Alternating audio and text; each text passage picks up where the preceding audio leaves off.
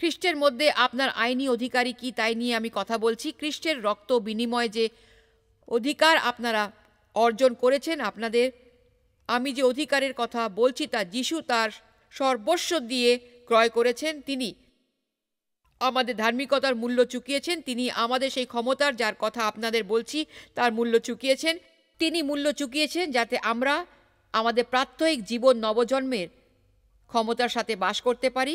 কিন্তু এই সকল অধিকার আমাদের তখনই লাভ হয় যখন আমরা শিখতে পারি কিভাবে বাস্তবে তার মধ্যে এবং তার অধীনে বাস করতে হয়। যিশুর মধ্যে বাস করার রাস্তা হলো তার সাথে সময় কাটানো, তার উপদেশ পাঠ করা, তার উপদেশ মান্য করে চলা, আমাদের জীবনের সব কাজে তাকে অংশী করে নেওয়া। ঈশ্বরের সাথে সুসম্পর্ক স্থাপনের অর্থ শুধু প্রতি রবিবার চার্চে যাওয়া আর পরের রবিবারে না আসা পর্যন্ত তাকে ভুলে থাকা নয়। এর অর্থ হলো ধর্ম মানে নির্জীব শুকনো ধর্মাচরণ।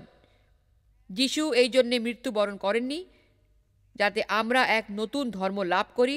তিনি প্রাণ দিয়েছিলেন যাতে তার মাধ্যমে আমরা ঈশ্বরের সাথে এক নিবিড় ঘনিষ্ঠ ক্ষমতাশীল সম্পর্ক গড়ে তুলতে পারি।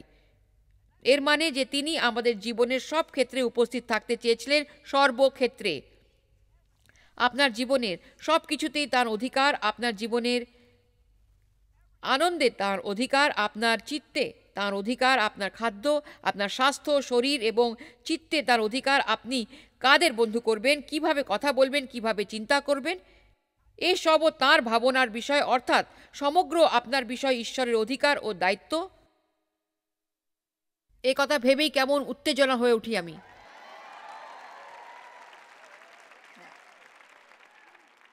আপনার ব্যাংকে টাকা থাকতে পারে, কিন্তু আপনি যদি সেই টাকা তুলতে না জানেন তাহলে আপনাকে দরিদ্রের জীবনই কাটাতে হবে। আমি গিয়ে আপনার ব্যাংক অ্যাকাউন্ট থেকে জমা করতে আসেনি, কিন্তু আপনি যদি চেকের ব্যবহার না জানেন, মানে এ ব্যবহার না করতে পারেন, তাহলে এটাই হলো সবচেয়ে বড় কথা। যিশু অ্যাকাউন্টে এক অপূর্ব সমান আছেন,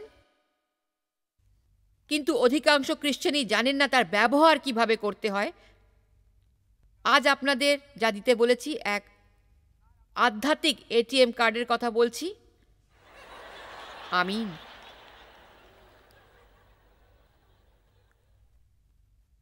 আপনি ইচ্ছে হলেই গিয়ে টাকা তুলতে পারবেন, মানে বুঝতে পারছেন? আমিন। এখন আগে তার মধ্যে থাকা সম্বন্ধে কিছু বলা হোক। আমি সবার আগে বাধ্যতা সম্পর্কে কিছু বলতে চাই। এখানে দাঁড়িয়ে একটা বলা আমার পক্ষে মূর্খতা। আবার অবাধ্য জীবনও কাটাতে পারেন, এবং অনেক সময় এটা ঘটে যে আমরা মানুষদের যিশুর মধ্যে কি কি আসে সব কিছু বিস্তারিত বলি, অথচ এর দায়িত্বের কথা বলি না। এটা কিন্তু ঠিক নয়। আমি অবশ্যই ভুল করব না। আমি আপনাদের উত্তেজনায় অধীর করে তুলতে পারি, মানে পৃথিবীর সব থেকে আনন্দের উপহার আপনি পেতে চলেছেন। কিন্তু এ কথাও বলতে চাই যে যদি আপনি ঈশ্বরের বাধ্য না হন, বলছি না যে আপনাকে একেবারে নিখুঁত হতে হবে, কিন্তু আপনাকে পাপ করা, অপরাধ করা বন্ধ করতে হবে।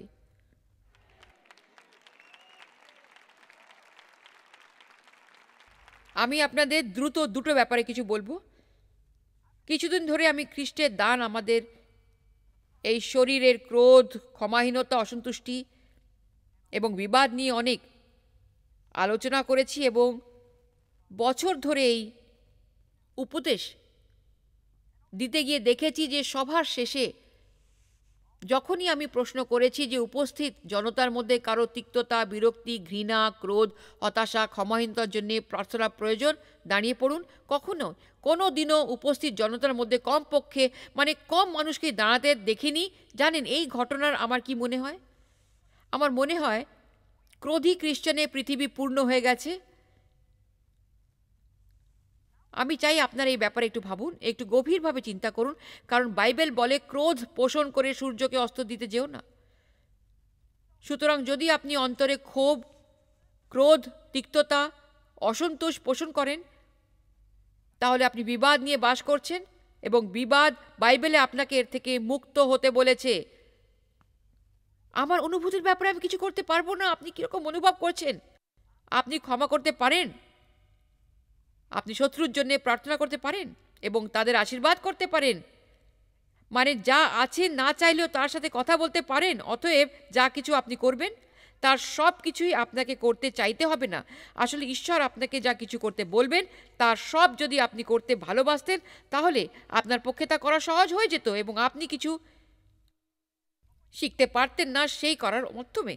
কারণ আপনি ইতিমধ্যেই এই ব্যাপারগুলোতে সচেতন এবং অভিজ্ঞ। কিন্তু যখন কোনো কঠিন কাজ শুধু ঈশ্বরকে ভালোবাসবেন বলে আপনি করেন অথবা ঈশ্বরের প্রতি বাধ্যতার জন্য কোনো কাজ করেন, তার অর্থ যিশু আপনাকে যা কিছু দান করতে চেয়ে মৃত্যুবরণ করেছিলেন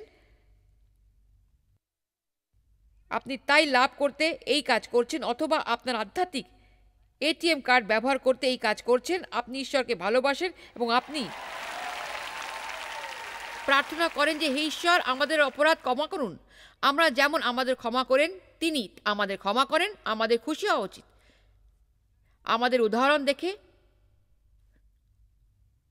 অথবা কি জানেন, হয়তো শেখেন। যা হোক, এই ব্যাপারে আমি সারা রাত ধরে আলোচনা করতে পারবো না। আমি আপনাদের বিচারের ওপর ছেড়ে দিচ্ছি। আপনাকে প্রার্থনা করতে হবে যাতে মন থেকে সব নেতিবাচক চিন্তা বাদ দিতে পারেন।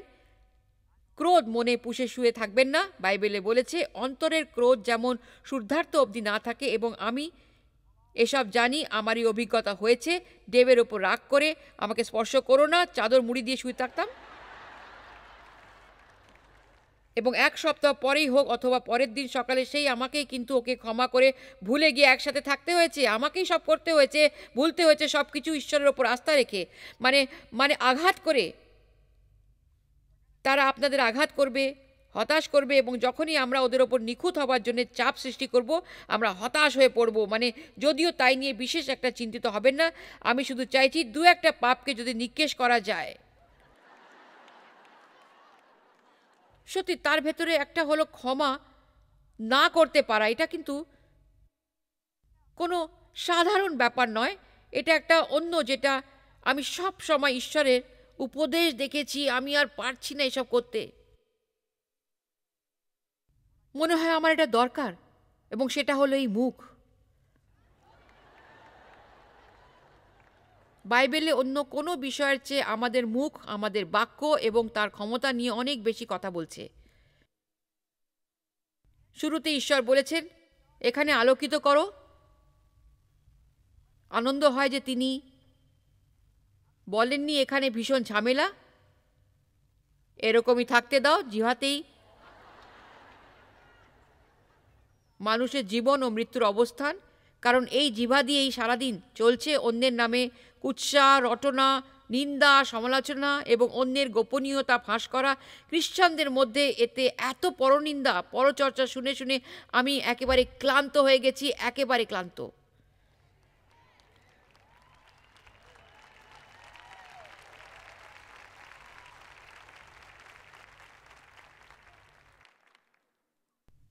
সবাই মন দিয়ে শুনুন, যারা টিভিতে দেখছেন তারাও শুনুন। ঈশ্বরের আমাদের জন্যে এত সুন্দর একটা উপহার কিনে রেখেছেন। সত্যি বলছি, আমাদের শুধু শিখতে হবে কিভাবে তা কিভাবে ব্যবহার করতে হবে। আমাদের তার সাথে এবং তার অধীনে থাকতে হবে, ঈশ্বরের সাথে সময় কাটাতে হবে, তার সাথে সখ্যতা তৈরি করতে হবে, এবং এইভাবেই আপনার জীবনের দুর্বলতাগুলো কাটিয়ে ওঠা যাবে। আর ঈশ্বরের সাথে সময় না কাটালে আপনাকে সত্যি আঘাত করছে এমন কাউকে ক্ষমা করা সহজ হবে না। তার থেকেই এই ক্ষমতা ও শক্তি লাভ করতে হবে। আমি জানি সত্যি আঘাত পাওয়া কাকে বলে, আমি জানি, আমি এখনও তা পেয়েছি। এটা এমন ঘটনা নয় যা আপনি জীবনে একবারই পান বা তারপর আর জীবনে ঘটে না। পৃথিবীতে যতক্ষণ থাকবো আমাদের জীবনে আঘাত পাওয়ার ঘটনা বাস করে ঘটতে থাকবে। মানুষ আমাদের আঘাত দেবে, হতাশ করবে। আমাদের সবার মধ্যে থেকে এগিয়ে যেতে হবে, কারণ তা না হলে যিশু তার প্রাণের বিনিময়ে আমাদের জন্য যা রেখে গেছেন আমরা তা থেকে বঞ্চিত থাকব। শয়তান আমাদের অসন্তুষ্টকে কাজে লাগাবে, মানুষকে পাঠায় আমাদের বিরক্ত করার জন্য, এবং যাতে আমি ক্রোধে উন্মত্ত হয়ে উঠি। তিনি এমনকি ভালো মনের উদার খ্রিস্টানদের দিয়েও তাদের দুর্বলতাকে আমার সামনে ধরে রাখবেন, যাতে আমরা সেটা সোজা গিয়ে করতে পারি। তারা হতাশ হবে, রাগ করবে, আর আমরা সেটাকে চাপ দেব সবার মধ্যে দিয়ে। বলুন আমার প্রচার কেমন লাগলো?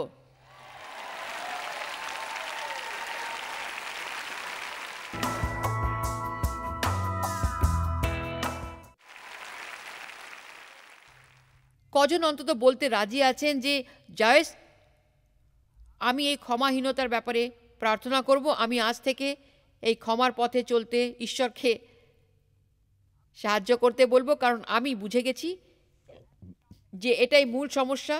জানেন, আসলে ক্রোধী খ্রিস্টান কথাটাই বিপরীতে ভরা। মানে খ্রিস্টানত্বের মূল ভাবনাই হলো প্রেম। আপনি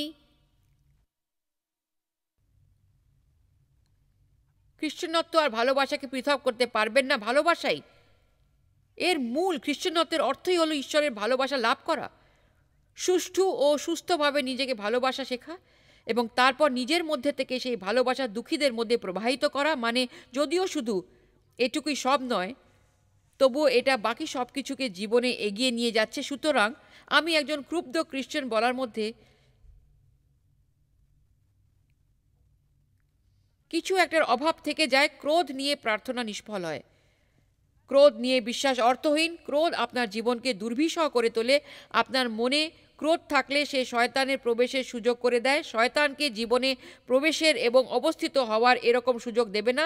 এতদিন ধরে এক উপদেশ পাঠ করার ও শোনার পর আমাদের এরকম বোকামি করা উচিত নয়। বাধ্য থাকার পক্ষে একটু বেশি জ্ঞান দেওয়া হয়ে যাচ্ছে। কারণ ক্ষমা করার বিষয়ে আর কত উপদেশ শুনতে হবে আমাকে বলুন তো?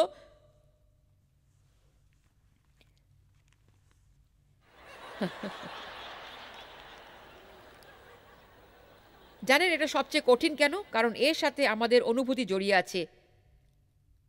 ও ঈশ্বর, আমরা তো আনন্দের অনুভূতির, তাই নয় কি? আমাদের খুব অনুভূতি, খুব মূল্য দিই।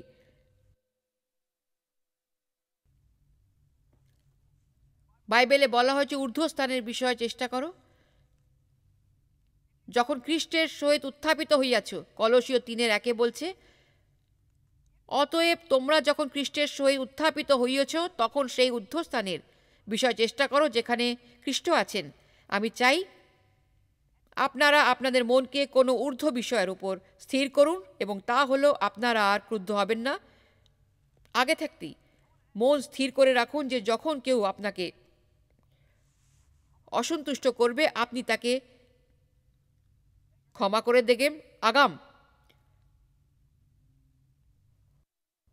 পরিকল্পনা করে রাখুন। আঘাত পেয়ে কেমন অনুভূতি হয় দেখার জন্য অপেক্ষা করবেন না। আমি মনস্থির করে নিয়েছি, সত্যি বলছি, আমি মনস্থির করে নিয়েছি। আপনারা আমাকে অসন্তুষ্ট করলে আমি আপনাদের ক্ষমা করে দেব। যা হয়ে গেছে হয়ে গেছে। অন্য কারোর খারাপ ব্যবহারের জন্য আমি শয়তানকে আমার জীবনে কোনো মতেই জিততে দেব না। আমি ইতিমধ্যেই এভাবে অনেক ক্ষতি করে ফেলেছি। আমি স্থির করে নিয়েছি যে আমি আর খিটখিটে মেজাজি নেতিবাচক মানুষদের সাথে সময় কাটাবো না, একেবারেই নয়। আমি মানুষদের কাছ থেকে আর আত্মকরুণার কথা শুনতে চাই না। আমি শুনতে চাই তেমনি যেন আমরাও এই জগতে তেমনি। আমি শুনতে চাই আমরা বিজয়ের চেয়েও বেশি কিছু। এখন দেখুন, আমি এখানে মানুষের সমস্যা শোনার জন্য এসেছি, কিন্তু অনেকে আছেন যারা তার সমস্যার সমাধান জানতে চান না। তারা শুধু প্রত্যেকার দেখা হলে, আমার ভুল বুঝবেন না, আপনার নিজের আত্মা তার উদ্দীপনাকে রক্ষা করতে হবে। আপনি অন্য কাউকে আপনার জীবনের উৎসাহ উদ্দীপনাকে নষ্ট করে দিতে পারবেন না। আমার কি হলো, আমার কি হলো, মানে যদি করেন তাহলে কিছুক্ষণ বাদে আপনি ভাববেন সত্যি জীবনটা যে খুবই জটিল।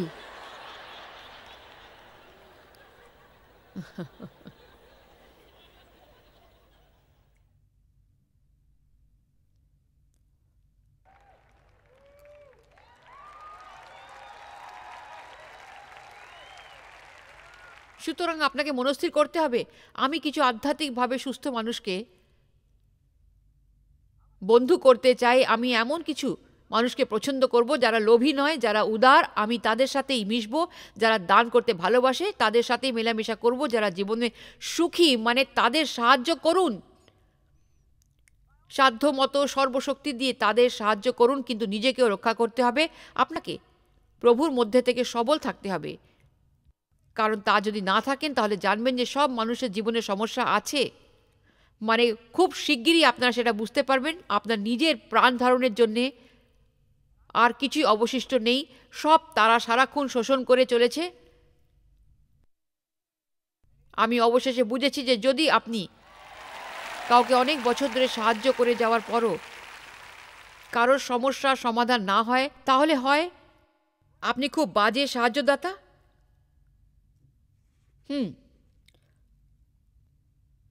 নিজের মন স্থির করুন। আমি ঈশ্বরকে মান্য করব, ঈশ্বরের সহায়তায় তাকে মান্য করব। আমি একজন নিয়মানুবর্তী মানুষ।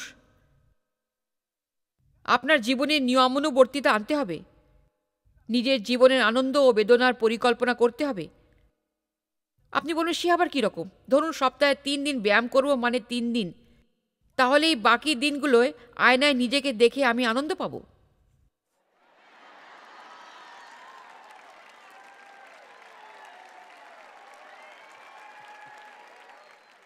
আপনি শুধু আনন্দেরই পরিকল্পনা করতে পারেন না। আয়নায় গিয়ে দেখুন যে ও যদি আমাকে এরকম দেখতে না হতো, নিজেকে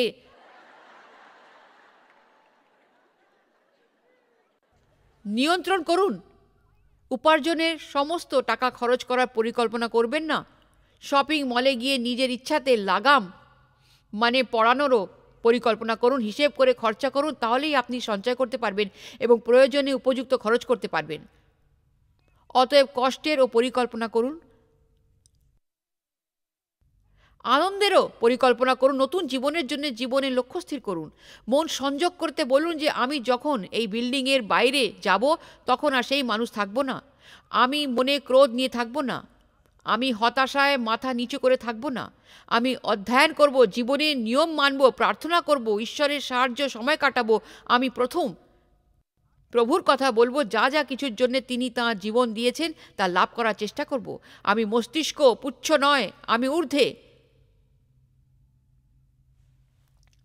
আমি নিচে নয়, আমি ইতিমধ্যেই খ্রিস্টের সমস্ত বিরুদ্ধ শক্তিকে পরাজিত করে জয়ী করেছি। কারণ পৃথিবীতে যিনি আছেন তার চেয়ে আমার ভেতরে যিনি আছেন তিনি বৃহত্তম। সাহসের সাথে বাঁচা মানে কিন্তু অশালীন হওয়া নয়। এর মানে খুবই অগ্রামী এবং উচ্চকিত হওয়া নয় যে ও আমি খুব সাহসী। ও, আমি আধ্যাত্মিক সাহসের কথা বলছি, এমন এক সাহস যার জোরে যখন আমি তখনও এগিয়ে এসে ঈশ্বরের নির্দেশিত কাজ করতে পারেন। সাহসী হওয়া মানে এই নয় যে আপনি, আবার বলছি, সাহসী হওয়া মানে এই নয় যে আপনি ভয় পাবেন না। সাহসী হওয়া মানে ভয় পেলেও তাকে অবজ্ঞা করতে পারা। আমিন। আপনারা ভাবছেন সাহসী মানুষ হলো সেই সব ভাগ্যবান মানুষেরা যারা কখনো ভয় পাবেন না? না, তা নয়, তারা ভয় পান। আমি ভয় পাই, কিন্তু ভয়ের স্বরূপও আমি জানি ভয় হলো এক চোর। আমি জানি ভয় আমার জীবনকে পৌঁছনো ঠেলতে চাইছে এবং আমি ভেতরের কাছে নতিস্বাকর করব না, কারণ ঈশ্বর। মানসিক স্থৈর্য বলতে কি বোঝায়? আমাদের মধ্যে খ্রিস্টের মন প্রত্যেক দিন সকালে আমি ঈশ্বরের কাছে এই কথাই বলি যে আমি আধ্যাত্মিক মন দিয়ে চিন্তা করি, দৈহিক মন দিয়ে নয়। আমি যা কিছু সৎ, সুন্দর, শোভন তাই নিয়ে আমি চিন্তা করি। আমি ক্ষমতা সম্পন্ন, আমি তাই নিয়ে ভাবি, আর আমি খ্রিস্টের মন লাভ করি। আপনারা সকালে দিনের একদম শুরুতেই শয়তানের সমস্ত পরিকল্পনা নষ্ট করে দিন। আমি ভীত এই চিন্তা থেকে, দূরে থেকে। ভয় হচ্ছে ঈশ্বরের নির্দেশ শুনতে পাবো না। বাইরে বেরোতে ভয় লাগছে। আমি হয়তো ঈশ্বরের কথা শুনতে না পেয়ে একদম ভয় ভয় মরছি। মানে আমি ভীষণ ভয় করছে বাইরে গেলে কি হবে আমার। ও, আমি কি যে করব বুঝতে পারছি না ঈশ্বর। আমার ভয় হয় আমার দুর্দশা কোনোদিনও কাটবে না। কি হবে যদি আমার সারা জীবন এরকমই থাকে?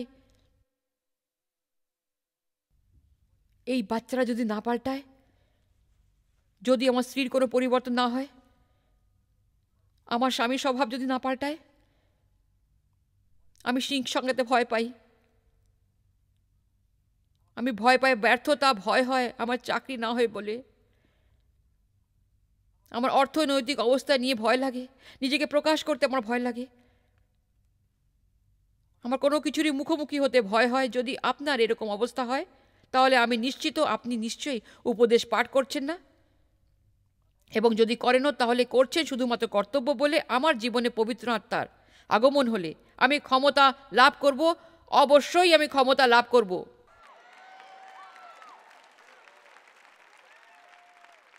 লুক 10:19 এই উপদেশটা বলুন, 8:10-19। যদি এই উপদেশটিকে আমার আত্মার ভেতরে আত্মস্থ করতে পারেন, দেখো আমি তোমাদিগকে সর্প ও বৃশ্চিক পদতলে দলিত করবার এবং শত্রু সমস্ত শক্তির উপরে কর্তৃত্ব করিবার ক্ষমতা দিয়েছি। এমন নয় যে দেখো আমি তোমাদের ক্ষমতা দিতে পারি, ক্ষমতা দিয়েছি। এখন প্রশ্ন হলো, আমি কি করে সেই ক্ষমতা লাভ করবেন? প্রথমত আপনাকে বিশ্বাস করতে হবে যে আপনার ক্ষমতা লাভ হয়েছে। এটা শুধুমাত্র ওই বেদির ওপর বসা যাজকের জন্য নয়, এটা শুধু তোমার ওই সকালের রোজ 4 ঘন্টা করে প্রার্থনা করা বন্ধুর জন্য নয়, এটা আপনার জন্যও, যে দেখো আমি তোমাকে ক্ষমতা দিয়েছি, দেখো আমি তোমাকে দিয়েছি, তুমি বিজয়ের চেয়েও অধিক। আমার ভিতরে যিনি আছেন, তিনি পৃথিবীতে যিনি আছেন তার থেকেও বৃহত্তম, বড্ড বেশি। এমনকি তিনি যেমন আমরা এই জগতে, তেমনি আমরা ইতিমধ্যে খ্রিস্টের সমস্ত বিরুদ্ধ শক্তিকে পরাজিত করে জয় করেছি। ক্ষমতা, পৌল বলেছেন, আমি প্রার্থনা করি যেমন তোমার ক্ষমতা চিনতে ও বুঝতে পারো আমাদেরও। মনে হয় না কি যে সময় এসেছে যখন আমাদের দুর্বলতা থেকে মুক্তি পাওয়া উচিত, আমাদের ভ্রান্ত মনোবৃত্তি থেকে? সারাক্ষণ রাগী, দুঃখী, তিক্ত, মাথা হতাশায় নিচু করে বেঁচে থাকার কি প্রয়োজন? সারাক্ষণ যেন আমাদের সমস্যা নিয়ে না চিন্তা করি, সারাক্ষণ যেন না বলি, জানেন আমি না, মানে আজই আমার অ্যাটাক এসেছিল, বুকে চিনে নিন,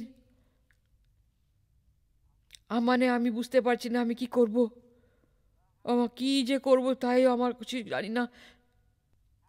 জানো তো ভাই, আমরা না আজ অ্যাটাক এসেছিল, আর জয়েস কি করব আমি বুঝতে পারছি না, আমার সত্যি আজ অ্যাটাক এসেছিল, বিশ্বাস করুন আমি নিজেই সবসময় এরকম বলতাম। কিন্তু আমি আপনাদের এটাই বলতে চাইছি যে এটা হতে পারে যদি সত্যি তোমার অ্যাটাক এসেছিল। আমি আজ আপনাদের তাই বলতে চাইছি কিভাবে আপনারা এমন অ্যাটাকে জয় করতে পারবেন, তার ভয় না থাকা শিখতে পারবেন। আপনারা সকালে উঠে বলতে হবে, আমি খ্রিস্টের মধ্যে আমার স্বরূপকে জানি, এখন শয়তান দয়া করে আমার কাছে আসার চেষ্টা করিও না, বেরিয়ে যাও। আমিন। আপনাদের নিজের সাথে কথা বলতে হবে।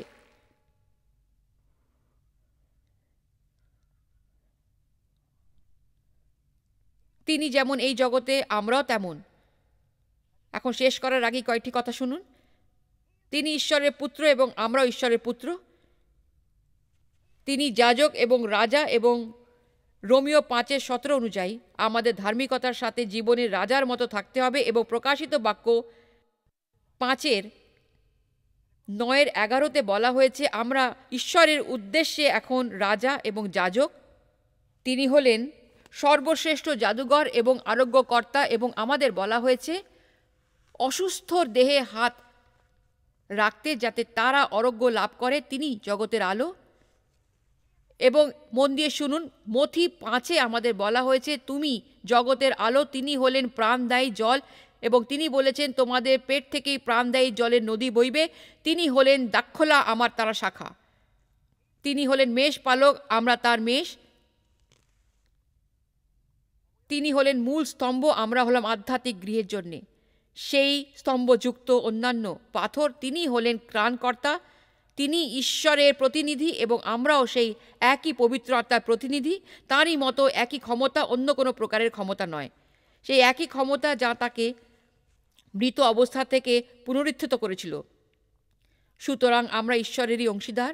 ঠিক কিভাবে একথা আপনাদের বুঝিয়ে বলবো জানি না, এবং এই ক্ষমতা ভোগ করতে হলে আপনাকে ঈশ্বরের বাণী জানতে হবে, তার কথা বিশ্বাস করতে হবে, এবং আমাদের এমনভাবে কাজ করতে হবে যেন আমরা তিনি আমাদের যা দিতে চেয়েছিলেন তা পেয়ে গেছি। আপনারা কি সাহসী, আস্থাবান এবং নির্ভীক হতে প্রস্তুত? আপনাদের জীবনে কি এসবের প্রয়োজন? আমার মনে হয় আমাদের বেশিরভাগ মানুষই প্রয়োজন। জানেন, ভয় নিজেকে সবার সামনে হাজির করে, কিন্তু তাই বলে আমাদের ভীত হওয়ার কোনো দরকার নেই। শয়তান চায় আমরা যেন ভীতু থাকি। আমরা আজ আপনি জানেন না যে জয় স্মাইল মিনিস্ট্রিজের কাছে আপনি কতটা মূল্যবান। পৃথিবীব্যাপী এই মিনিস্ট্রি গড়ে তোলার জন্য বন্ধু ও অংশীদারদের প্রশংসা করি ও ধন্যবাদ জানাই। একসঙ্গে আমরা ক্ষুধার্তকে খাদ্য দিচ্ছি, দরিদ্রকে বস্ত্র দিচ্ছি আর জাতির কাছে বাণী পৌঁছে দিচ্ছি। আজই আমাদের সঙ্গে যোগাযোগ করুন বা ভিজিট করুন jmmindia.org এ প্রার্থনার অনুরোধ করতে, আমাদের উপাদানগুলো সম্পর্কে জানতে, জয়েসের সম্মেলনের দিনলিপি দেখতে আর অংশীদার হতে, কারণ সারা বিশ্বের সঙ্গে প্রভুর ভালোবাসা ভাগ করে নিচ্ছি আমরা।